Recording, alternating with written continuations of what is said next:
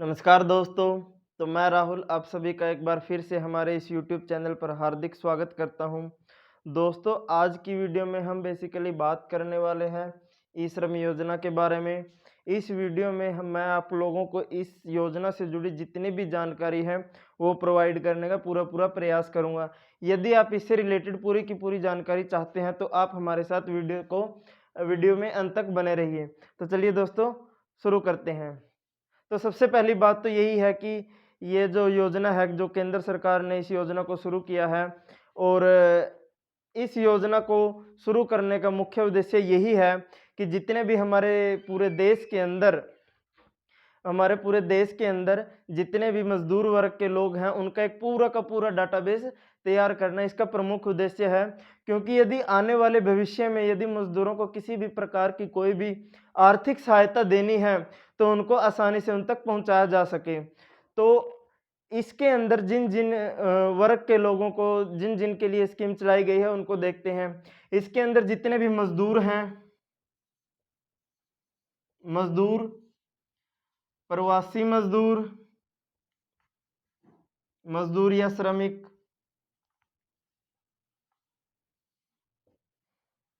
निर्माण मजदूर,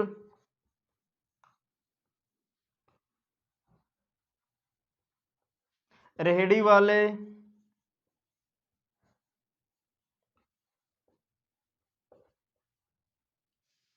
सब्जी वाले,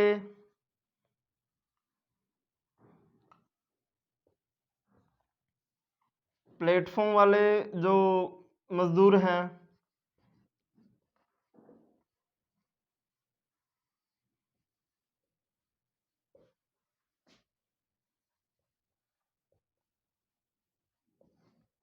जितने भी मजदूर हैं, चाहे वो प्रवासी मजदूर हो, निर्माण मजदूर हो, रेहड़ी वाले हो, सब्जी वाले हो, प्लेटफॉर्म वाले हो, फल वाले हो, जितने भी हमारे देश के अंदर मजदूर हैं उन सभी के लिए इस योजना को चलाया गया है। उनको एक कार्ड दिया जाएगा जिसको ई श्रम कार्ड बोलते हैं। वो बिल्कुल आधार कार्ड के जैसा होगा, जिस पर जो श्रमिक है उसकी फोटो लगी होगी, उसका नाम होगा, उसकी डेट ऑफ बर्थ होगी, उसका जेंडर होगा और एक 12 अंकों की आईडी होगी जिसको यूएएन नंबर बोलते हैं।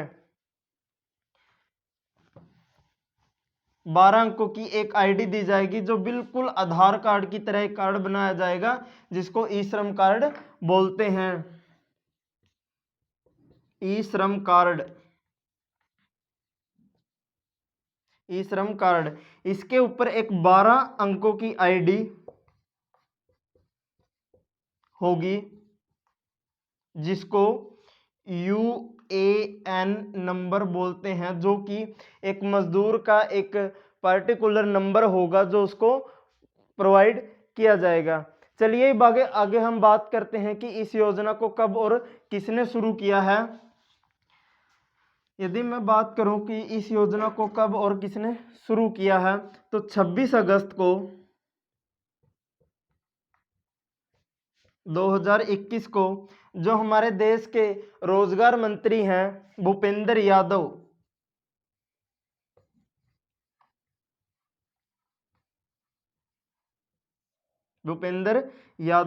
केंद्रीय रोजगार मंत्री,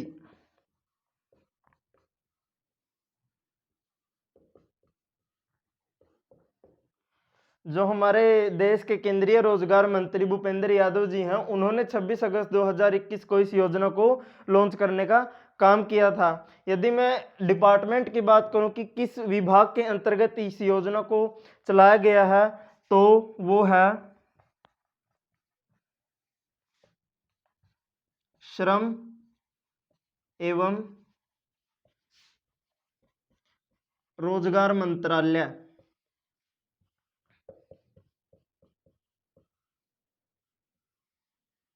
तो 26 अगस्त 2021 को इस योजना को भूपेंद्र यादव जी ने चलाने का काम किया था, जो कि हमारे देश के केंद्रीय रोजगार मंत्री हैं और श्रम एवं रोजगार मंत्रालय के अंतर्गत इस स्कीम को चलाया गया है। तो आप लोगों ने कमेंट करके ये बताना है कि जो भूपेंद्र यादव जी है वो किस सीट से सांसद चुनकर आए थे। तो कमेंट में इसका जवाब जरूर देना कि वो किस सीट से सांसद चुनकर आए थे। और एक स्कीम और थी, जो मनरेगा के मजदूर थे उसके जितने भी आने वाले समय में जो भी बेनिफिट्स होंगे वो भी इसी के अंदर कवर किए जाएंगे, इसी योजना के अंदर कवर किए जाएंगे। अब बात करते हैं कि इनके अलावा और कौन कौन से बेनिफिट्स हो सकते हैं एक श्रमिक के लिए, एक मजदूर के लिए। नंबर 1, यदि किसी श्रमिक की किसी दुर्घटना में मृत्यु हो जाती है तो उसके लिए 2 लाख रुपए तक का जीवन बीमा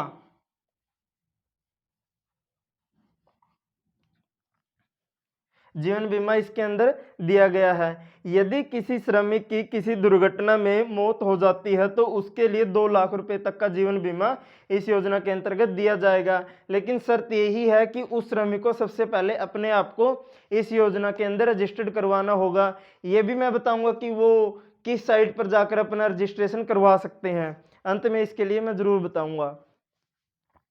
नंबर 2, यदि किसी श्रमिक की किसी दुर्घटना में स्थायी विकलांगता हो जाती है, अर्थात यदि उसकी बॉडी का कोई एक पार्ट परमानेंटली डैमेज हो जाता है तो उसके लिए भी 2 लाख रुपए तक का बीमा, 2 लाख रुपए तक का बीमा इसमें दिया जाएगा। और एक और बात, यदि किसी मजदूर की किसी श्रमिक की किसी दुर्घटना के अंदर कोई आंशिक विकलांगता हो जाती है, कोई बॉडी का कोई पार्ट थोड़ा बहुत डैमेज हो जाता है तो उसके लिए भी 1 लाख रुपए तक का बीमा दिया जाएगा। 1 लाख रुपए तक का बीमा दिया जाएगा। और अगर अब मैं इसके अलावा और बात करूं कि जो ये योजना है इसकी ऑफिशियल साइट क्या है, इसका हेल्पलाइन नंबर क्या है और केंद्र सरकार ने इसके लिए कितने करोड़ रुपए का बजट जारी किया है, तो सबसे पहले बात करते हैं साइट की कि ऑफिशियल साइट क्या है। तो आप इसकी जो ऑफिशियल साइट है वो नोट कर सकते हैं, www.ishram.gov.in, ये इसकी ऑफिशियल वेबसाइट। आप इस पर जाकर और भी जानकारी प्राप्त कर सकते हैं। वैसे इस वीडियो के बाद और जानकारी लेने की आपको जरूरत नहीं पड़ेगी क्योंकि ऑलरेडी इस वीडियो के अंदर पूरी की पूरी जानकारी आप लोगों को मिल जाएगी। दूसरी बात, इसके लिए एक हेल्पलाइन नंबर भी जारी किया गया है जो 14434, ये इसका हेल्पलाइन नंबर है। यदि आपको किसी प्रकार की कोई समस्या आती है तो आप इस पर भी फोन करके सहायता ले सकते हैं। और बजट की बात करूं, जो केंद्र सरकार ने इसके लिए बजट पे जारी किया है 104 करोड़ रुपए का,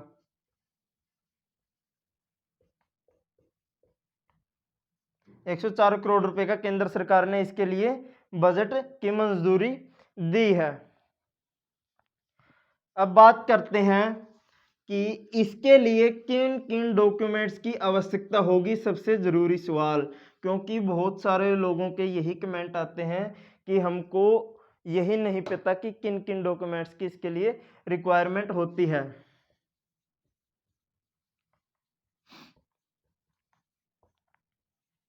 दस्तावेज, तो इसके लिए सबसे पहले से एक तो आप लोगों को आधार कार्ड की जरूरत पड़ेगी।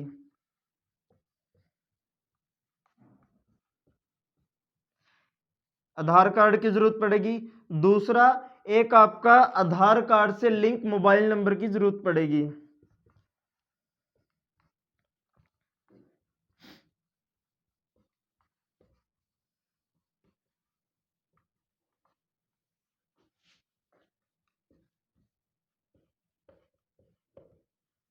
एक आपको आधार कार्ड की जरूरत पड़ेगी, दूसरा आधार कार्ड से लिंक मोबाइल नंबर की जरूरत पड़ेगी और तीसरा जो है एक बैंक कॉपी की जरूरत पड़ेगी।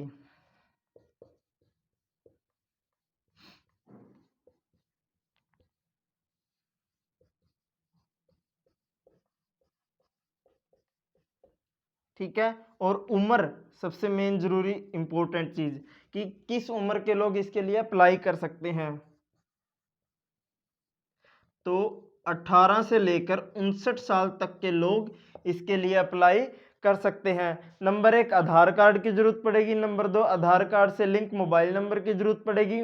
नंबर 3 बैंक कॉपी की जरूरत पड़ेगी और उम्र 18 से 59 की जरूरत पड़ेगी। जो ये मोबाइल नंबर है ये जिंदा होना चाहिए, चालू होना चाहिए। जब तक यदि आपका मोबाइल नंबर चालू है तभी आप इसके लिए अप्लाई कर सकते हैं, अदरवाइज आप इसके लिए अप्लाई नहीं कर सकते।